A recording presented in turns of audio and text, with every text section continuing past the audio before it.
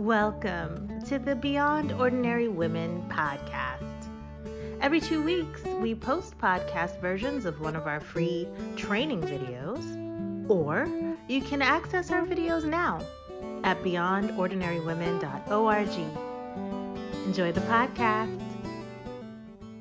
Hi, I'm Kay Daigle from Beyond Ordinary Women Ministries, and this video is designed to encourage and help you as a leader of one of the journaling studies that we have at our website, beyondordinarywomen.org. We also have some videos to help all small group leaders of any type of study under resources and then under small group leaders. And those are there to help you as well, and I would encourage you to watch them. But I'm going to talk about some specific things that really apply primarily to our journaling studies. The first tip that I want to share with you is to begin your conversation with your group by asking some of the questions that are in the study. They are already open questions, which means it's easy for people to converse about them. They're good conversation starters. They'll allow the women to have a good discussion about things. So you don't have to rewrite those questions, but choose some of those questions to start with, because that will allow the women to talk about what God showed them as they studied. What did they write down in their journals? What was important to them? And by doing that, you're encouraging them to actually do their homework and spend time in God's Word for themselves.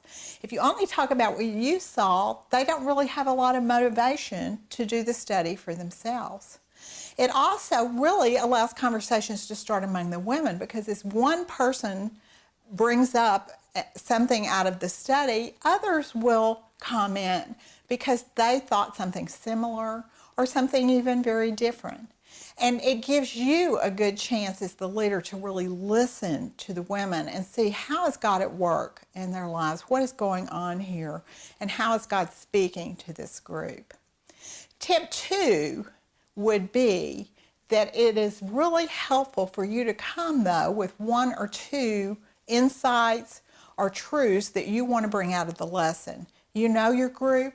What do they need in their lives? What do they need to know about God? Or what do they need to apply that would be really helpful to them?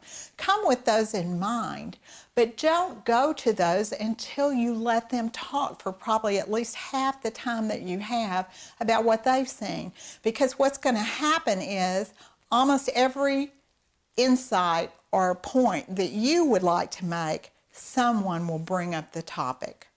And you won't have to do it yourself. They will just see it arise in a natural way out of the conversation together. And that allows them to feel like they brought up something really important. And then when you hear them bring it up, naturally move into it with more questions, not answers, or not, this is what I saw, what did you think about it? But actually just ask a question to get them talking about it more. Now let me give you an example of how to do this. We have a lesson on Joseph in our Interrupted by God study.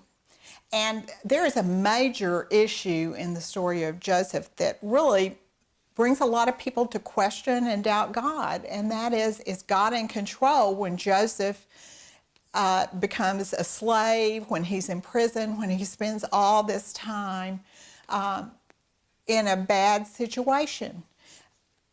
You need to bring that up. They need to discuss this. How does God's sovereignty, the fact that he controls all things, work in conjunction with man's responsibility? What happened here? It's a conversation that needs to occur. Bring it up. Ask him a question like, how did you feel about God's responsibility, God's sovereignty, God knowing all this was going to happen, and yet he wanted it to happen so that Joseph could deliver the people? And let them discuss it. It's okay if they need to work through it. That's one of those things that's a mystery in the Bible, and it's okay for everybody to have a little bit different understanding and converse about it, because they've got to talk through it to understand it. But you want to be sure that that topic's brought up. It's too big to just leave without discussion because the women don't bring it up. So bring it up yourself if you have to, but do it with a question, not, this is my insight about what happened in Joseph's life. And finally, just listen.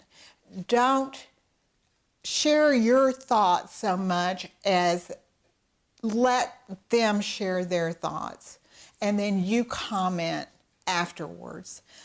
Don't dominate the conversation, but move them through without dominating, without making the conversation about you, without having to ask every question for them to talk. You will find that if you begin to ask open questions, you let them talk about what they studied, you don't have to ask a question every time. They will just keep moving through the questions and the conversation as they listen to one another.